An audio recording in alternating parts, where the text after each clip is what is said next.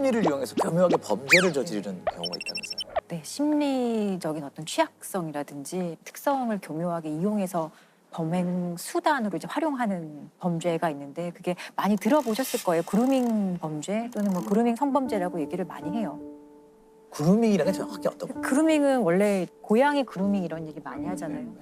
그루밍은 원래 다듬다, 길들이다라는 뜻을 가진 단어인데 지금은 이 그루밍이라는 단어를 뉴스에서 더 좀 부정적인 의미로 많이 보실 것 같아요. 그루밍 성범죄, 그루밍 범죄 이런 식으로 더 많이 이제 얘기가 되고 있거든요. 거기에 범죄가 붙으면은 네. 정말 나쁜 뜻으로. 그렇죠. 네. 가해자가 피해자를 길들여서 그 길들여진 심리 상태를 이용해서 본인의 목적인 이제 성범죄나 성착취 행위를 하고 여기서 끝나는 것이 아니라 이 관계를 통제하는 것을 이제 지속적으로 유지시키거든요. 주로 좀 성인에 비해서 취약한 상태에 있는 미성년자에 대해서 이제 많이 일어나는 그런 특징을 가지고 있어요. 청소년들의 취약점을 노리고 접근해 환심을 산 뒤 성범죄를 저지르는 그루밍 범죄가 끊이질 않고 있습니다.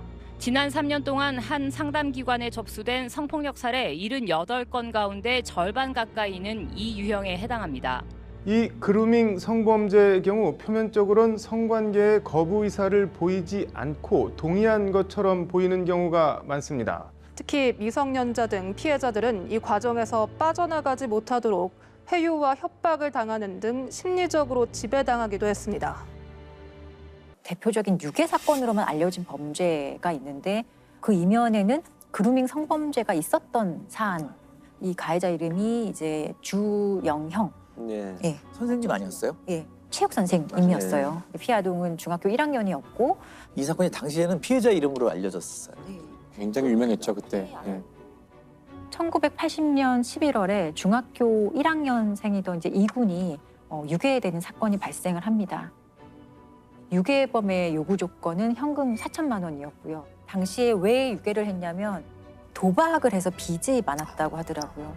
금품 목적으로 이 피해 아동을 유괴했던, 그런데 사실 뭐 목적대로 되지 않아서 이틀 만에 살해를 했던 사안이에요. 경찰 인력이 총 2만 3천여 명이 동원이 됐거든요. 그런데 6개월이 지나도 범인이 누군지 전혀 특정을 하지 못했던 사건이었어요.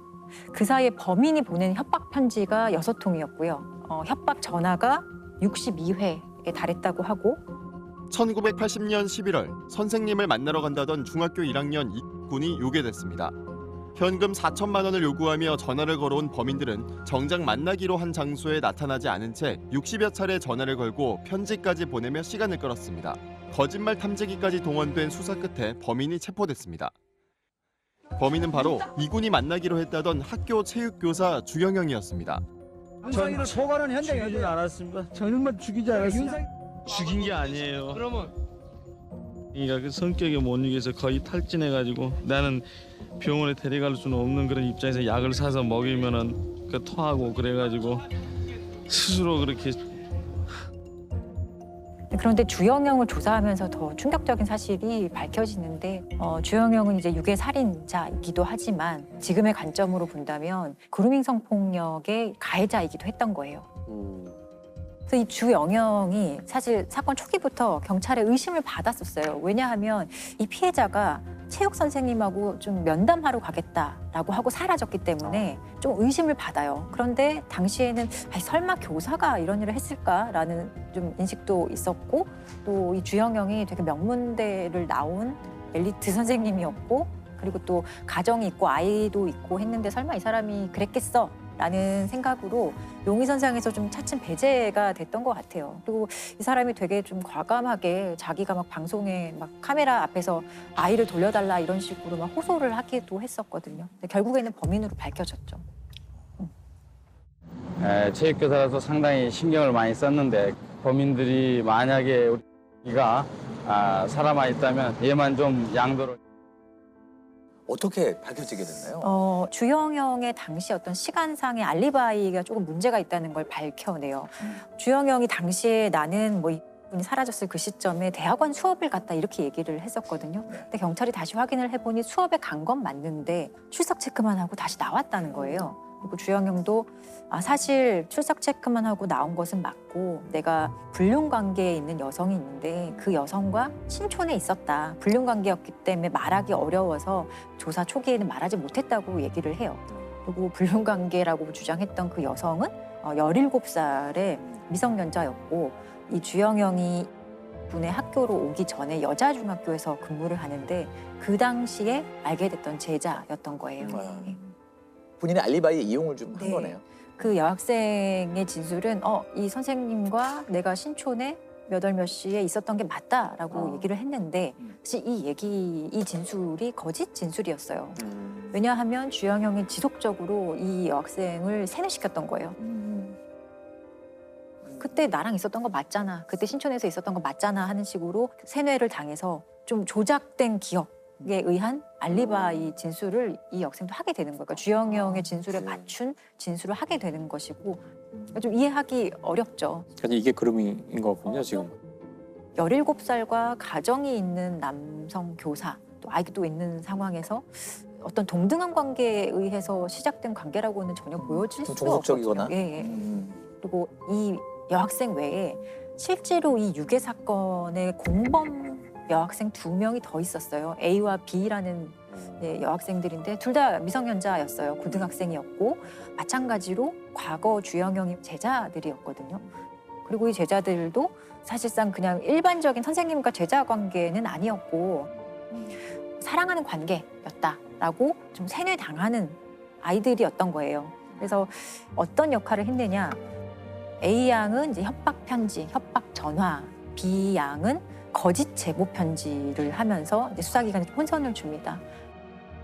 편지를 연락을 하셨는데 그 편지는 저 부모님께서 안 보신다거나 혹시나 경찰 전화를 한다거나 하시면은 그리고 아이의 손발을 묶고 모포를 뒤집어 씌워서 결국 아이가 질식사를 하게 되는데 질식사한 이후에 공범 A 양과 함께 북한강변에 이 사체를 유기를 하거든요. 와 근데 아무리 그렇다고 하더라도 너무 끔찍한 범죄잖아요. 네. 여기에 가담할 정도로 그렇게 이 범행이 막 발각되고 체포될 위기에 처하자 이 주영영은 이 A와 B에게 자살하라고 요구를 하거든요. 근데 정말 놀랍게도 실제 A 양은 수면제를 먹고 자살 시도를 해요. 근데 세상에. 다행히 목숨은 구하고요. B 양 같은 경우는 자살할 날짜를 정하고 기다리다가 그 날짜가 오기 전에 체포가 되어서 자살에 이르지는 못하거든요. 이게 그냥 단순히 어떤 주범과 종범 간의 어떤 그런 종속 관계를 떠난 그루밍, 그야말로 정말 길들이기를 아주 오랫동안 했던 거라고 보여지고 범죄임은 당연히 인식했을 거고 사체를 유기하는데 어떻게 범죄 인식을 못했겠어요. 그런데 이미 심리적인 지배 영역에 있었던 아이들이기 때문에 아주 쉽게 가담을 할 수 있었던 거죠.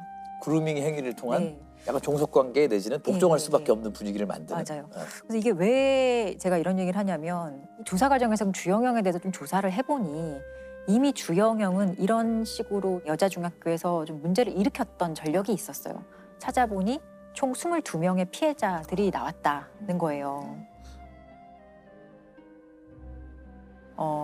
다수법은 똑같았어요. 개별 면담을 한다는 식으로 면담을 하고 나가서 여관에 가서 성폭행하고 너와 나는 특별한 관계야. 그리고 우리는 사랑하는 관계야라고 끊임없이 이 대상자들을 세뇌시키고 길들이고 그루밍 성범죄에 대한 인식이 전혀 거의 없다고 네. 봐 전혀 될 없었죠. 때네요. 네. 네, 이게 하나의 유괴 살인 사건으로 했기 때문에 굉장히 밝혀져서 문제되는 거지. 그러면 이 주영영과 공범 둘은 어떻게 처벌받았나요? 주영영은 83년도에 사형 집행이 되고요. 이 공범 A 양은 이제 단기 3년, 장기 5년, 소년범이었기 때문에 이렇게 장기형, 단기형으로 이렇게 일반 성인하고 좀 다르게 처벌하거든요. 그런 식으로 선고가 됐고 또 다른 공범 B 양은 징역 2년에 집행유예 3년 선고가 나와요.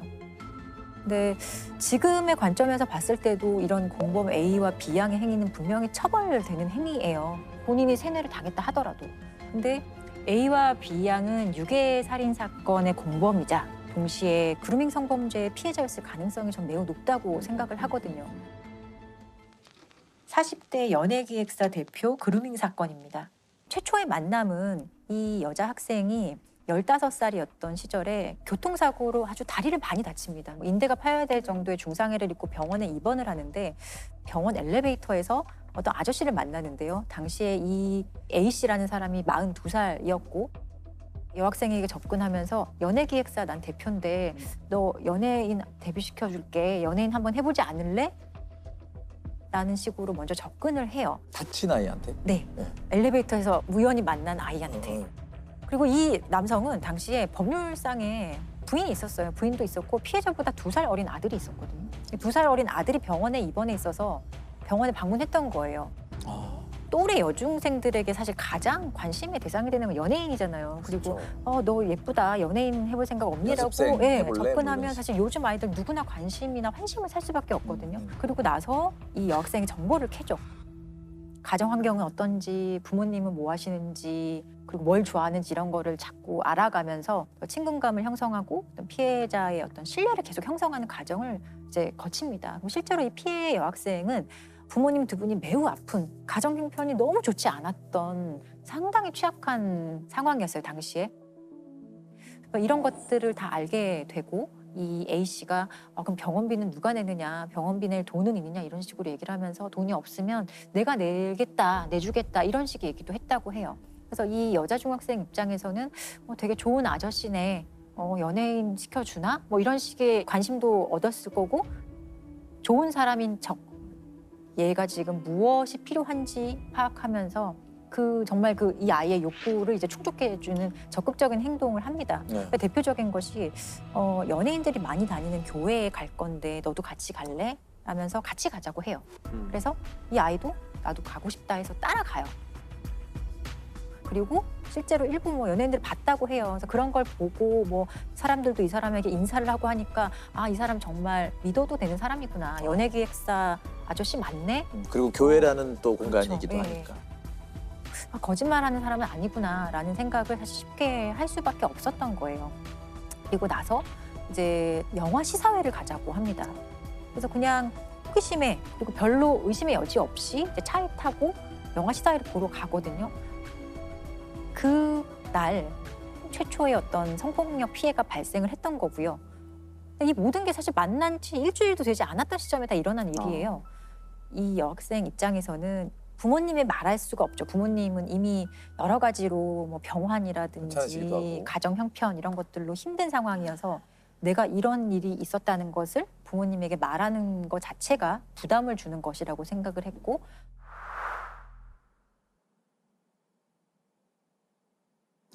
그리고 아무에게도 말할 수 없기 때문에 이 행위자 A씨에 대한 의존성이 강화될 수밖에 없었고 이 관계는 아주 성적인 관계가 계속 지속이 되고요. 이제 이 여학생 결국 임신을 하거든요. 임신을 했다고 얘기를 하니까 이 A씨는 그럼 너 가출을 해라. 대신에 집에 말하지 말고 가출한 것처럼 해서 우리 집으로 와라. 이렇게 되거든요. 그래서 이 여학생은 진짜 가출을 해서 그 A씨의 집으로 들어가요. A씨 부인이랑 아들도 그 집에 있었던 부인은 사실 같이 살고 있지는 않았지만 법률상의 부인은 있었고요. 아들도 그 집에 있었어요. 예. 근데 부모 입장에서는 갑자기 아이가 사라졌기 때문에 실종 신고도 하고 경찰의 도움을 받아서 실제로 아이를 찾아요. 근데 집에서 멀리 떨어지지 않은 이 A씨의 집에서 거주하는 딸들을 보고 엄마가 완전 경악을 했겠죠. 그래서 경찰도 이 아이를 좀 집으로 돌려보내라는 얘기를 했더니 이 A씨는 아주 강하게 이 여자 중학생은 지금 아빠의 어떤 가정폭력 피해자라서 내가 보호하고 있는 거다. 내가 여기서 이 학생을 보내주면 폭력 피해를 방관하는 거다 이런 식으로 주장을 해서 보내주지 않아요.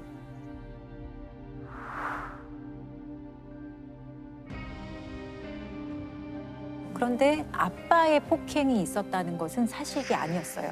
그리고 놀랍게도 이 여중생도 집에 오라는 엄마의 요청에 응하지 않고 계속 그 집에 남아요. 출산할 때까지 그 집에 있게 돼요. 나중에 이 여학생의 인터뷰나 이런 것을 보면 임신한 몸으로 집에 돌아가는 것 자체가 너무너무 부담스럽게 생각했던 거예요. 이런 과정을 겪고 결국에는 이제 출산을 하자마자 경찰에 바로 신고를 하고요. 출산할 때까지 이제 기다릴 수밖에 없었다라는 취지로 얘기를 하게 되었죠. 그리고 1심과 2심에서는 유죄 판결을 받았으나 대법원에서는 최종적으로 사랑하는 사이였다. 성폭력이 아니라 사랑하는 사이였다라는 취지로 무죄 판결이 이제 확정된 사안이에요. 15살 여중생을 성폭행한 혐의로 중형을 받았던 40대가 대법원에선 무죄를 선고받았습니다. 대법원은 이들의 관계가 사랑이었다고 판단했습니다. 지난 2011년 8월 연예 기획사 대표인 A씨는 중학생인 15살 B양을 만났습니다. 연예인이 되게 해주겠다며 접근한 뒤 며칠 후 승용차에서 B양과 성관계를 가졌고 1심과 2심 법원은 공소 사실이 모두 인정된다며 A씨에게 각각 징역 12년과 9년의 중형을 선고했습니다. 하지만 조 씨는 나이 차이는 많이 나지만 A양과 진심으로 사랑하던 사이였다며 재판 내내 결백을 호소했고 대법원은 조 씨의 주장이 신빙성이 있다고 판단했습니다. 저도 개인적으로 가장 대법원 판결 중에 이상하고 이해할 수 없는 판결 중에 하나라고 생각을 하는 사안이에요. 근데 뭐 대법원 판결문을 보면은 뭐 이러저러 해가지고 뭐 설명을 할. 그러니까 예를 들면 연인으로 본 근거. 네, 이게 제가 좀 나눠서 설명을 드릴 텐데 일단 만난 지 일주일 만에 성관계가 있었어요. 근데 이 첫 성관계 경위에 대해서 이제 1, 2심 판결과 유죄 판결과 대법원이 다르게 판단하는데 1, 2심 판결은 당연히 이건 강간이다. 왜냐? 처음 만난 부모 또래의 남성과 며칠 만에 성관계에 동의하는 것은 상식에 반하는 일이다. 있을 수 없는 일이다. 판단을 했고 피해자와 사실 임신 중에 동거할 때도 다른 학생과 똑같은 수법으로 관계를 이어가는 게 있었던 거예요. 그런데 대법원은 강간 아니다. 사랑이다. 피해자는 피고인을 처음 만났을 때부터 사랑의 감정을 느꼈다. 왜냐? 편지와 서로 주고받은 문자 메시지를 보면 이거는 사랑하는 사이이지 범죄자와 피해자와의 문자나 서신의 메시지가 아니다. 이렇게 판단을 했어요. 이게 사랑이냐 아니냐를 판단하는데 주안점으로 갔던 게 저는 좀 이게 과연 그걸 법원에서 어떻게 판단하죠? 그러니까 저도 되게 황당했던 게 피고인이 정말 진심으로 사랑한다고 주장했는데 이게 이제 받아들여졌던 거고 이유는 이 여중생이 출산하기 직전에 만삭의 몸으로 편지를 아주 빼곡하게 막 스티커로 형형색색 그림도 그리고 해서 애정이 담긴 것 같은 외견상으로 봤을 때는 그런 편지를 100여 통 가까이 이 사람에게 보내거든요. 그래서 결국엔 대법원에서 무죄를 인정한 결정적인 계기가 이 편지 때문이에요, 사실상. 일단 보낸 횟수가 너무 많았다. 100여 통이 넘었기 때문에 편지를 너무 많이 보냈고 편지의 그 꾸민 정도가 되게 웃긴 게 스티커를 막 사용하고 형형색 색깔, 막 색깔도 막 알록달록하게 하고 뭐 예를 들어 뭐 하트 이런 것도 막 편지에 그렸기 때문에 이런 편지의 형식으로 비추어 봤을 때도 이것은 피해자의 진의에 의한 것이고 강요된 행위라고 볼 수 없다라고 이렇게 판단을 한 거예요. 김양이 조 씨에게 보낸 사랑한다, 함께 살고 싶다는 내용의 액동 메시지와 편지가 결정적이었습니다. 재판부는 연인 사이에나 주고받을 이야기라며 색색의 펜을 사용해 사랑하고 보고 싶다는 내용의 편지를 수차례 썼으며 조 씨를 오빠와 남편 등으로 호칭하며 하루에 수백 건씩 문자 메시지를 주고받은 점을 보면 성폭행을 당했다는 A양의 진술을 선뜻 믿기 어렵다는 겁니다. 이 가해자라는 사람이 어떤 사람인가를 잘 따져보면 이 행위가 굉장히 안 좋은 걸 알 텐데 판결했던 판결문을 보면 피고인이 평소에 되게 좀 난폭한 성격을 많이 보였다고 해요. 실제로 이 여중생에게 직접적인 어떤 폭력이나 어떤 이런 건 없었지만 제3자에 대한 폭언이나 협박 이런 것을 이 여중생이 많이 목격을 했던 거예요. 그래서 저 사람의 요구사항을 들어주지 않으면 저런 식으로 좀 폭언이나 폭력 피해를 당할 수도 있지 않을까라는 두려움이 많았다고 이 여학생은 진술을 했거든요. 그리고 이 편지를 왜 쓰게 됐느냐, 그것도 이 사람이 편지를 무조건 쓰라고 강요를 받았다고 얘기를 해요. 알았지, 오빠한테 계속 편지 보내야 돼. 그리고 수강번호 이런 거 안 적어도 올 수 있는 게 있을 거야, 아마. 석 달로, 알았지? 그리고 3시간 되면 오빠 콜택시 부르면 되잖아. 뭐 괜찮아지면. 콜택시 타고 와가지고 바로 얼마 보고 가면 되잖아. 근데 나갈 수가 없어요.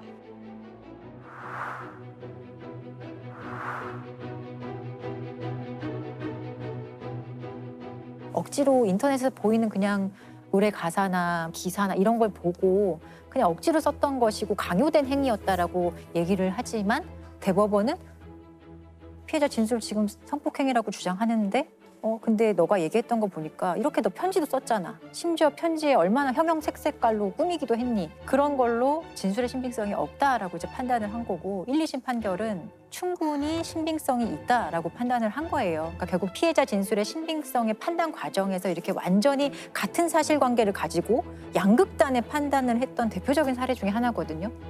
근데 뭐 나중에 그 편지를 주고받았던 거랑 그 제일 처음에 성관계는 아무 상관 없지 않나요? 작가님 말씀해 주신 아니 편지는 다 이후의 일 아니에요 하는 게 실제로 1, 2심 판결의 이 이유였어요. 아니 편지 다 피해 이후에 발생한 것이라서 별로 상관없다.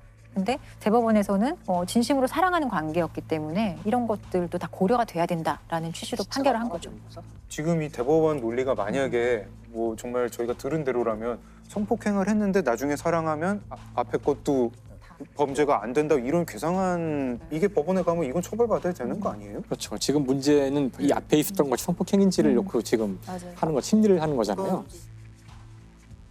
그루밍 성범죄의 특성 자체가 외견상으로는 비폭력적인 상황이 주로 보여요. 그래서 모르는 거거든요. 그리고 신뢰를 기반으로 하기 때문에 뭔가 어떤 피해자의 자발적인 참여가 전제가 되는 행위거든요.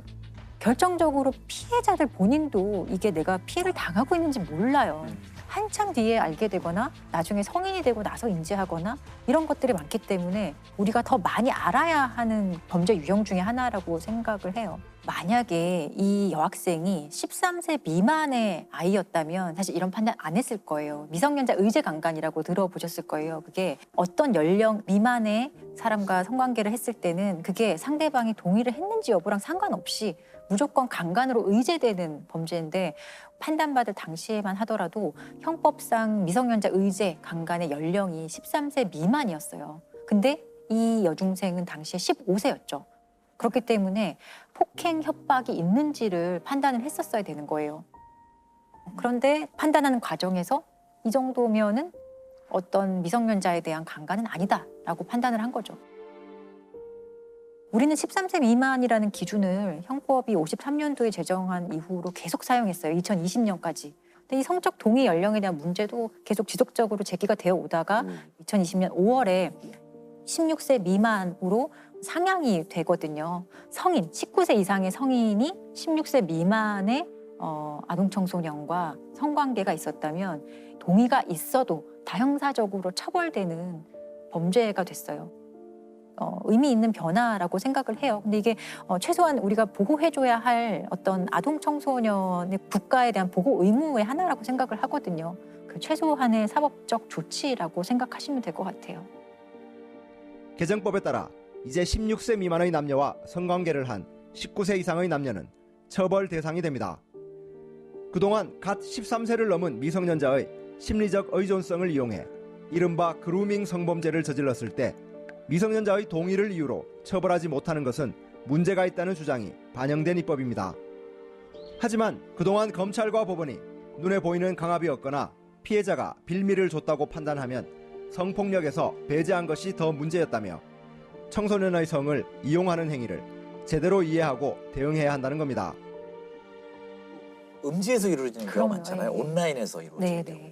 그 온라인 그루밍 같은 경우는 사실은 현대 사회에서 SNS를 사용하는 아동 청소년이 늘어나면서 그루밍 범죄도 자연스럽게 온라인으로 옮겨왔어요. 네, 코로나19로 어린 세대들의 온라인 활동이 늘어나면서 이들을 대상으로 한 디지털 성범죄도 잇따르고 있습니다. 특히 정서적인 지지를 해주며 사진이나 영상물을 착취하는 온라인 그루밍의 피해자가 되고 있는데요. 11살 A양의 카톡 대화방입니다. 학교 안간이 좋지 않냐는 등 자연스레 대화가 오갑니다. 온라인 게임을 통해 친해진 A양에게 대화 상대는 점점 수위 높은 사진을 요구했고 협박했습니다.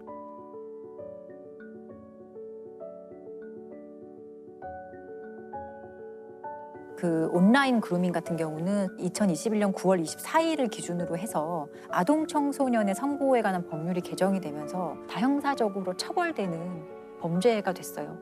그래서 이 온라인 그루밍 같은 경우는 성적인 의미를 내포한 언어만 가지고도 처벌할 수 있거든요. 성착취 목적 대화라고 우리는 이렇게 표현을 하고 있거든요. 주로 이제 어떤 성적인 어떤 혐오감을 불러일으키거나 뭐 아니면 지속적이거나 반복적으로 그런 행위에 참여시키거나 그 행위에 대해서는 3년 이하의 징역, 3천만 원 이하의 벌금에 처해지는 새로운 범죄로 이제 규정을 하기 시작을 했어요. 기존에는 성착취물, 제작, 유포 등 직접적인 피해 결과에 대해서만 처벌이 내려졌다면 사전의 그루밍 행위 자체도 형사처벌 대상이 되는 겁니다. 근데 이제 앞으로는 가상현실과 관련된 범죄가 지금보다 더 수준이 깊어질 확률이 크다고 보는데 그 이유는 바로 이제 요즘 아마 종종 언론에서 나오는 바로 메타버스. 그렇죠. 이제 많은 분들이 대충 메타버스는 이런 걸 거다라고 이제 알고는 계실 거예요. 하나의 어떤 가상의 공간이 만들어져서 마치 실제와 같이 내가 그 가상의 세상에서 사는 건데 거기서 다른 사람들을 만나고 이야기하고 그 안에서 내가 땅을 사고 집을 짓기도 하고 돈이 벌리고 돈을 벌 수도 있고 지금은 뭐 충분치는 않겠지만 미래에는 그 안에 완전히 실생활과 같은 그런 많은 것들이 만들어질 거라는 이제 그런 전망을 사람들이 하고 있고요. 우리나라에서도 그 잽라는 메타버스가 있는데 거기 지금 현재 누적 가입자가 몇 명이나 되는지 아세요? 제가 봤을 때가 2억 몇 명이었거든요. 최근에 3억. 물론 이제 넘었네요. 3억 명이 지금 상시로 쓴다는 얘기는 아니고 누적 가입이니까 뭐 액티브 유저가 지금 한 달에 한 2천만 정도라고 지금 추정을 하고 있으니까 굉장히 많은 사람들이 이미 메타버스에 가 있고요. 그런데 왜 우리는 모를까요? 여러분 모르시잖아요. 젊은 세대들이 주로 그렇죠. 이용하기 때문에. 10대. 7세에서 12세까지가 50%, 거의 절반 가까이가 그렇고요. 예. 18세까지가 또 한 20%, 그러니까 한 7, 80%는 10대예요, 10대. 근데 메타버스를 정말 어린 때 접하는 건 저는 좀 우려하고는 있어요.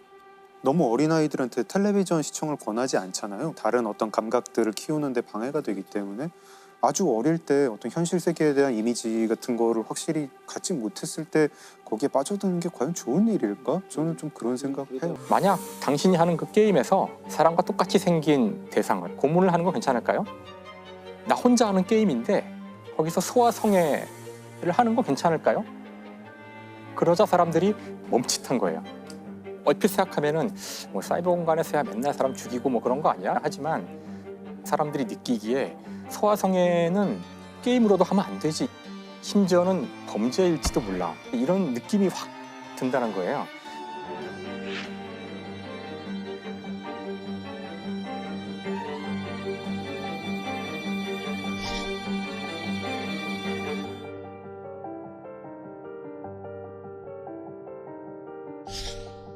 자, 그런데 이제 우리 아이들이 하루에 상당히 많은 시간을 이미 벌써 메타버스 안에서 보내고 있고요.